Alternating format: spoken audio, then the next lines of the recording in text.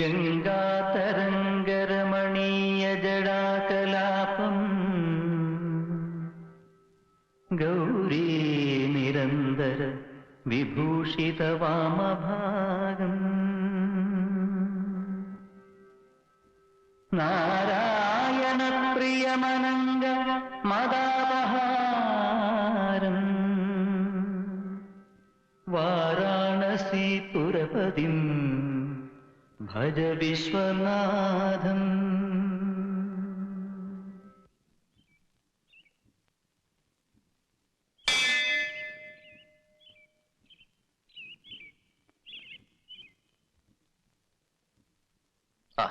ഞാൻ പറയായിരുന്നു, ആ ശബ്ദം അച്ഛന്റെ തന്നെ.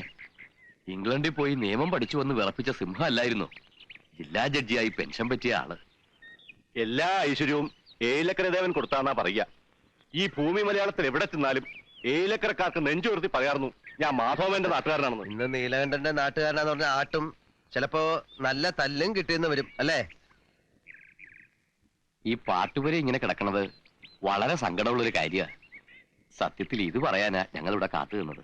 കുട്ടിയുടെ അച്ഛന്റെ കാലത്ത് എത്രയെത്ര മഹാന്മാരോട് വന്നു പോയിട്ടുള്ളതാ. എല്ലാ മാസവും പാട്ടും നൃത്തവും കഥകളിയൊക്കെ ആയിട്ട് ഏലക്കര ശിവക്ഷേത്രത്തിലെ പാട്ടുപുര അത്രയ്ക്ക് പ്രസിദ്ധമായിരുന്നു. ഇതൊന്ന് നേരെയാക്കി എടുക്കാൻ അമ്പല കമ്മിറ്റിക്കാര് വിചാരിച്ച കൂട്ടിയാ കൂടില്ല. നീലം തന്നെ ചെയ്യാം. വാരായിട്ട് ആലോചിച്ച് ഉടനെ വേണ്ട ചെയ്യാം. പിന്നെ അമ്മ പാടിയിട്ടുണ്ട് ഇവിടെ. കച്ചേരിന്ന് കേട്ടപ്പോ ഒഴിയാൻ ഒരുപാട് നോക്കി, അച്ഛൻ വിട്ടില്ല. അന്ന് കൊച്ചു കുട്ടിയാ.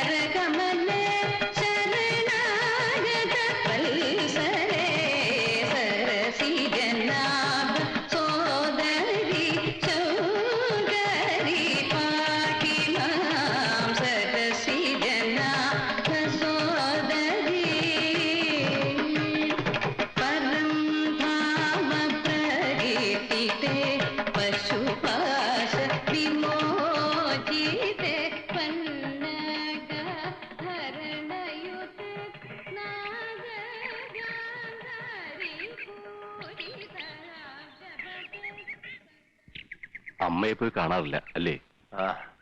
മംഗലശ്ശേരിക്ക് വരില്ല എന്ന് വായിച്ചു തന്നെയാ. ജീവിതത്തിൽ അവര് തല ഉനിച്ചു നിന്നിട്ടുള്ളത് അവരുടെ ഭർത്താവ് മംഗലശ്ശേരി മാധവമേനോന്റെ മുന്നിൽ മാത്രം എന്ന് കരുതി മൂപ്പരുടെ തൃപ്പുത്രന്റെ താളത്തിനൊത്ത് തുള്ളാൻ അവരെ കിട്ടുമെന്ന് കരുതണ്ട. വേണ്ട. പക്ഷെ മംഗലശ്ശേരി മാധവമേനോന്റെ തൃപ്പുത്രനുമുണ്ട് ചില വാശികളൊക്കെ.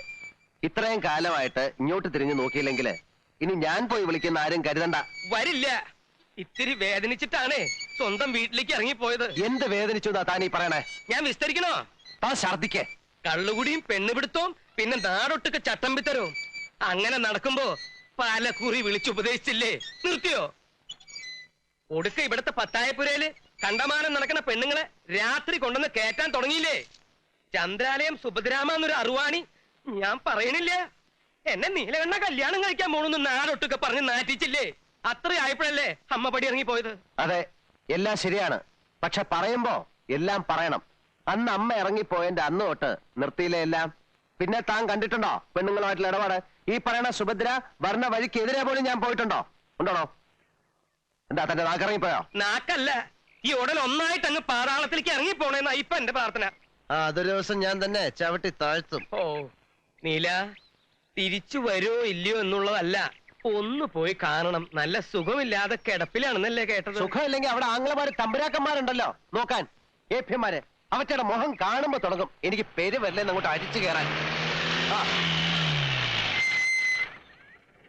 അമ്പിനും ബില്ലിനും അടുക്കില്ല എന്ന് പറഞ്ഞ ഞാൻ എന്താ ചെയ്യാ? താനൊന്നും ചെയ്യണ്ട. പറയണത് അങ്ങോട്ട് കേട്ടാ മതി.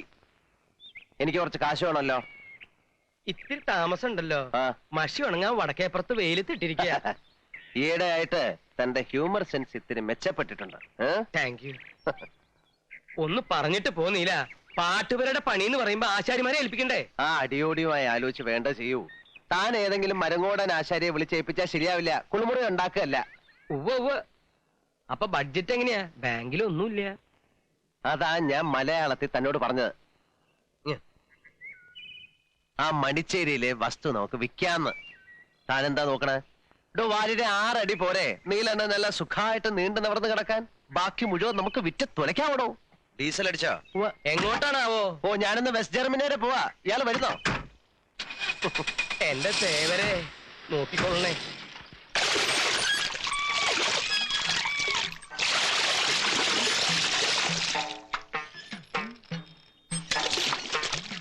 മാരിമഴകൾ നനഞ്ചേ, ചെറുവയലുകളൊക്കെ നനഞ്ചേ,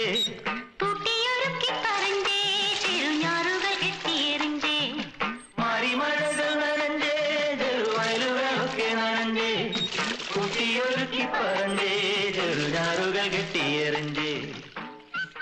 തഞ്ചാവൂർ ഇപ്പൊ ചൂടെങ്ങനെ? ഓ, ഇപ്പൊ ശീലായിപ്പോയി. വർഷം 5 ആയില്ലേ. ഇവിടെയും വേനൽ കഠിനം തന്നെ. ദാ കണ്ടില്ലേ? ശാരദ എഴുതിയത് ശരി തന്നെയാ. അച്ഛനിപ്പോ കാലത്തോട്ടാ ഉണ്ടല്ലേ? അതിപ്പോ അങ്ങനെ പതിവായിട്ടൊന്നുമില്ല. ഓരോ മനപ്രയാസങ്ങൾ വന്നു കേറുമ്പോ. ഉവ്വ് മനപ്രയാസത്തിന് കള്ളു വലിച്ചു കയറ്റിയാ മതിയല്ലോ. ആ പിന്നെ അച്ഛാ, കലാമണ്ഡലത്തിൽ എന്റെ കൂടെ ഉണ്ടായിരുന്ന ഒരു ലക്ഷ്മിക്കുട്ടിയില്ലേ, പട്ടാമ്പിക്കാരി. അവളുടെ അമ്മാവൻ രാഷ്ട്രീയത്തിൽ നല്ല പിടിപാടുള്ള ആളാത്രേ. മൂപ്പരുടെ പരിചയത്തില് കലാമണ്ഡലത്തിൽ ഒരു ടീച്ചറുടെ പോസ്റ്റ് ശരിയാക്കാനാവുന്ന അവൾ എഴുതിയിരുന്നു. നിക്കട്ടെ, ആകെയുള്ള 10 സെന്റ് പോലും പണയപ്പെടുത്തി നിന്നെ ഞാൻ ഇത്രയും പഠിപ്പിച്ചത് ഒരു ഉദ്യോഗക്കാരി ആക്കാൻ ആയിരുന്നില്ലല്ലോ.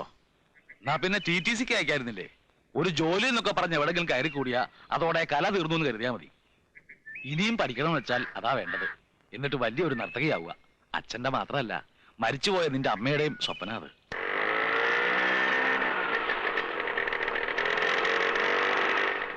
എന്താ ബാനു, അറിയോ ലീലടുത്തിന്റെ അങ്ങനെ ചോദിക്കുന്നത്? അല്ല, വലിയ പഠിപ്പൊക്കെ കഴിഞ്ഞ ആളല്ലേ എന്ന് കരുതി സ്വന്തം ബന്ധമൊക്കെ മറക്കുവോ? ഭാനു ആളാകെ മാറിട്ടോ. നേരം കിട്ടിയാ ഒന്ന് അങ്ങോട്ടൊക്കെ ഇറങ്ങോ? വരാലോ. എന്നാ പോവാം വാസുട്ടാ. ലീലടുത്തിയുടെ നാക്കിന് ഒരു മാറ്റവും ഇല്ല. അസത്ത അതെ വഷളൻ.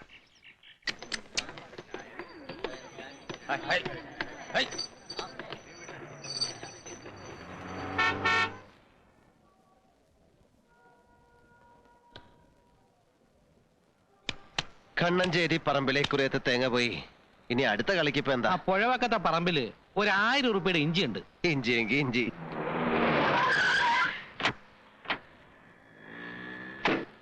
അവൻ ഇങ്ങോട്ടേക്ക് വന്നില്ലേടാ ആ നീലകണ്ഠൻ.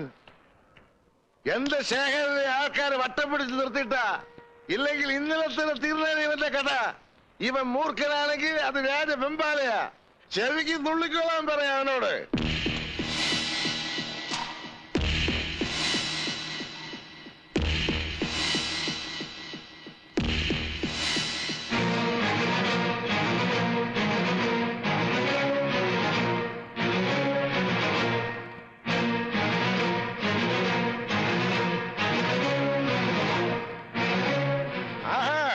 അപ്പൊ നീ ഇവിടെയൊക്കെ ഉണ്ടല്ലേടാ? അതെടാ പട്ടി. എന്ത് പറഞ്ഞടാ? പട്ടി കേട്ടില്ലേ? വേണ്ടതില്ല. എന്റെ കൈ ധരിച്ചിട്ട് പാടില്ല. അവന് വിടടാ. അവന് തരിപ്പ് ഞാൻ തീർക്കാം. നീല, ഞാൻ പറയുന്നൊന്ന് കേക്ക്. വെറുതെ ആളെ തല്ലി കൈ നാറ്റണ്ട. നിങ്ങളൊന്ന് അടങ്ങി എന്നെ വഴി ഞങ്ങൾ കണ്ടിട്ടുണ്ട്.